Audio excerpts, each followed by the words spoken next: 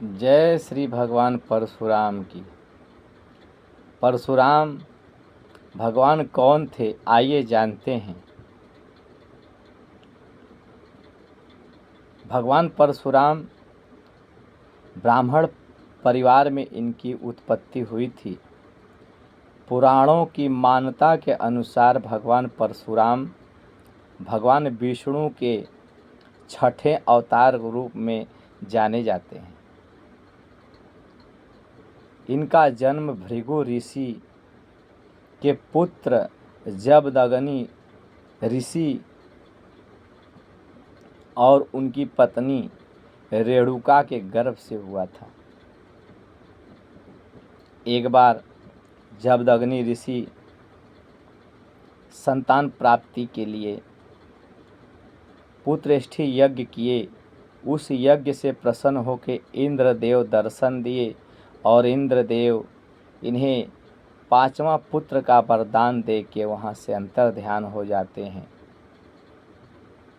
इंद्र के वरदान के कारण रेणुका को गर्भ रह गया और गर्भ से भगवान परशुराम का जन्म हुआ। भगवान परशुराम जन्म से ही क्रोधी स्वभाव के थे। एक बार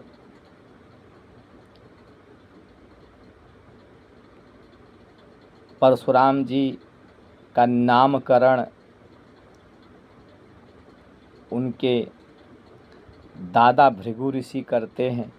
नामकरण में उनका राम नाम पड़ता है और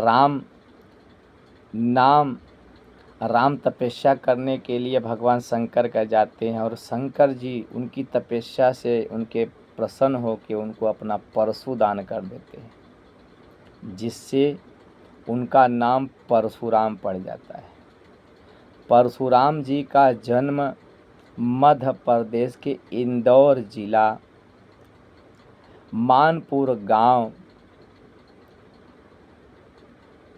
और जाना पर्वत के निकट हुआ था।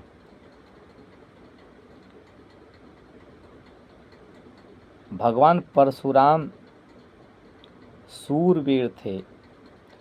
उनकी कथा हर युगों में, कृष्ण अवतार में, रामा अवतार में, हर जगह उनकी कथा मिलती है। पुराणों में भगवान परशुराम जब अधर्म पाप बढ़ा है तब तक अधर्मियों का अंत किए हैं। उनका सबसे बड़ा शत्रु सहस्त्रबाहु था। सहस्त्रबाहु इतना अत्याचार संतों पे करता था, संतों को सताता था, उन्हें मारता था, तपस्या किसी को करने नहीं देता था। एक बार सहस्त्रबाहु जमदग्नि ऋषि के पास अपनी पूरी पलटन सेना लेके जाता है। परशुराम भगवान तपस्या करने के लिए गए, उनको कुछ भी पता नहीं हुआ। जब जमदग्नि ऋषि देखते हैं सहस्त्रबाहु अपनी पूरी सेना के साथ हमारे आश्रम में आया है, तो उन्होंने सारी सेनाओं का खूब स्वागत किया, उन्हें खीर बना के खिलाया। जमदग्नि ऋषि के पास एक चमत्कारी कामधेनु गाय थी। वो इतना दूध देती थी, चमत्कार इतना करती थी, इतनी बड़ी सेना का पेट वो गाय भर देती है। और सहस्त्रबाहु उस गौ को देख के उस पे मोहित हो जाता है कि ये गाय हमें चाहिए। जमदग्नि ऋषि से मांगता, उन्होंने कहा नहीं, ये मुझे मेरे तपस्या का फल है। बलपूर्वक उस गाय को ले जाता है अपने पास, उनसे छीन लेता है और लेके जाता है। जब भगवान परशुराम आते हैं, उनको पता चलता है कि हमारे पिताजी से सहस्त्रबाहु गाय को छीन ले गया।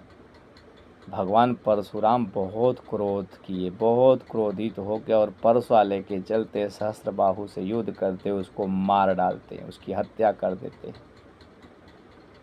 और अपनी गाय को ले आते हैं। पुनः गाय को अपने आश्रम में बांध देते हैं और सहस्त्रबाहु के पुत्रों को पता चल गया कि परशुराम ने हमारे पिताजी की हत्या की है। तो उन्होंने जब परशुराम को उपस्थित आश्रम में नहीं, परशुराम भगवान कहीं गए हुए थे, उस बीच में उन्होंने आश्रम में आए और जब दगनी ऋषि की गला काट के उनकी हत्या कर दी और इतने क्रोधित हो के उनके 100 पे 21 घाव 21 वार किए थे। जब परशुराम भगवान को पता चलती, परशुराम भगवान आश्रम में आते हैं, अपनी माता को रोते हुए देखते हैं और माता चिता पे अपने आप को सती कर देती है, रेणुका भी सती हो जाती है। परशुराम भगवान अपने पिता की अंत्येष्टि करके उसी चिता के सम्मुख संकल्प करते हैं। अपने पिता के घावों को देखते हैं कि 21 वार किए हैं, इसलिए मैं 21 बार इस पृथ्वी पे क्षत्रिय विहीन क्षत्रियों का नाश करूंगा, 21 बार।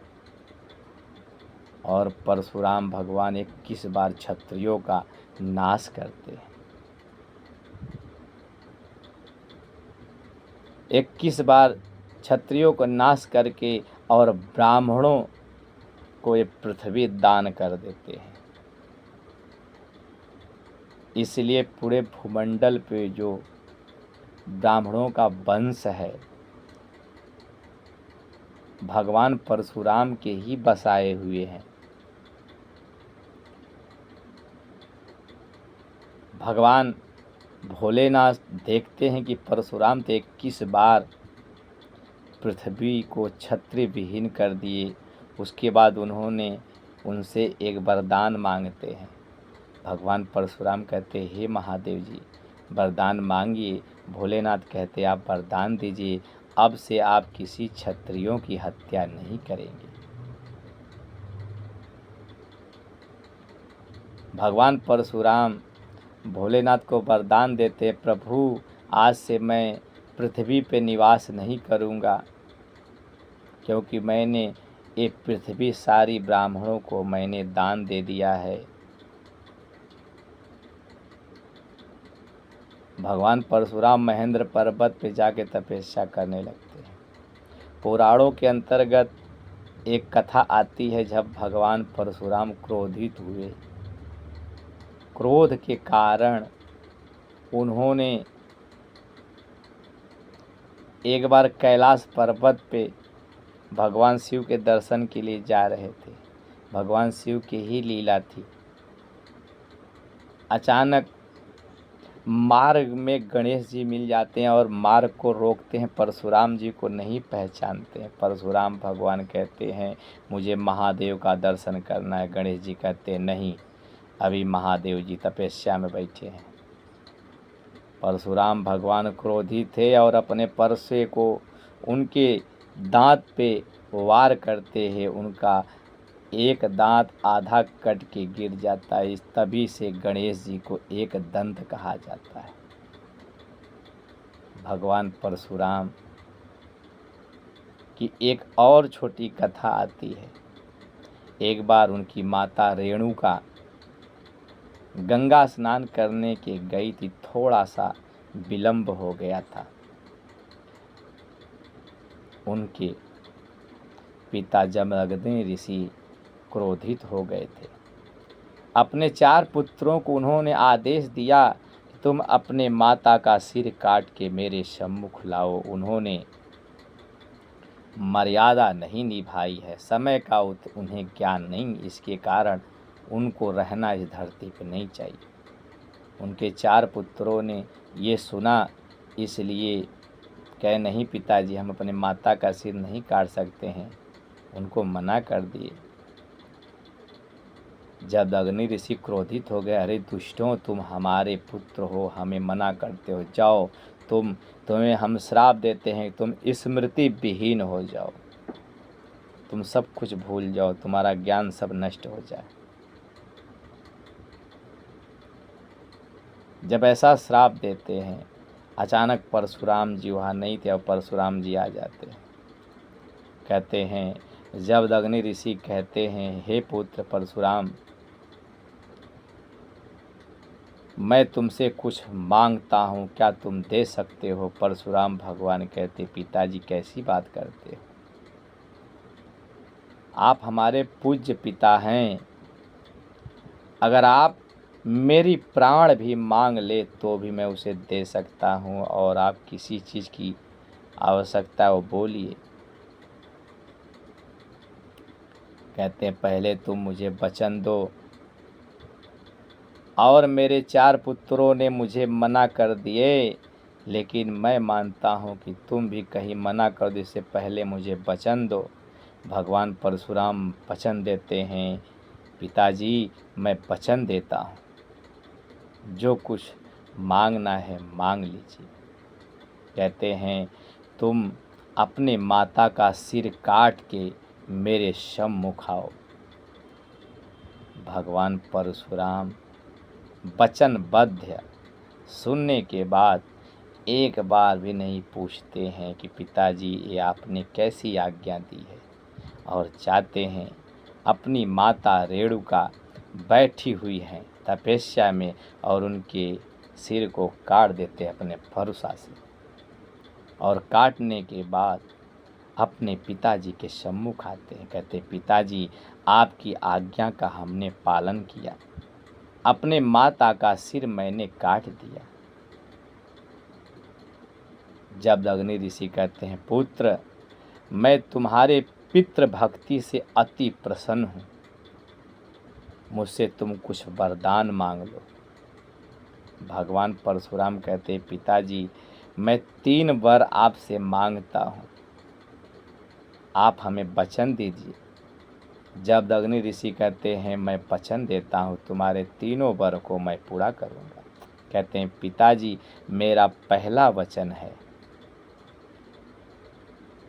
जिस माता का मैंने सिर काट दिया है उस सिर को पुनः जुड़ जावे, और मेरी माता फिर से जीवित हो जाए। मेरा पहला वरदान। मेरा दूसरा वरदान है, मेरे निरपराध भाइयों की जो स्मृति चली गई है उन्हें पुनः स्मृति प्राप्त हो जाए। और मेरा तीसरा वरदान है, पिताजी मुझे कभी मृत्यु का भय न हो। ये तीनों वरदान परशुराम जी को उनके पिताजी से प्राप्त हुआ।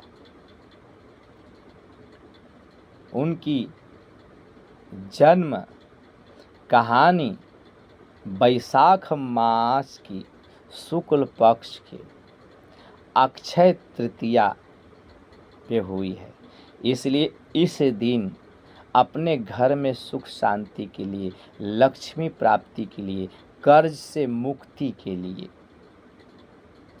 अपने घर में लक्ष्मी नारायण भगवान परशुराम की पूजा करें, और अक्षय तृतीया वाले दिन 11 गोमती चक्र, 11 कौरी, 11 कमलगट्टे के बीज, एक बिजौरा नारियल लाल कपड़े में बांध के अक्षय तृतीया वाले दिन भगवान विष्णु और लक्ष्मी के चरणों में रखें। उस बंधे हुए पोटली को अपने तिजोरी अलमारी में रखें, लक्ष्मी कभी साथ नहीं छोड़ेगी उसके घर।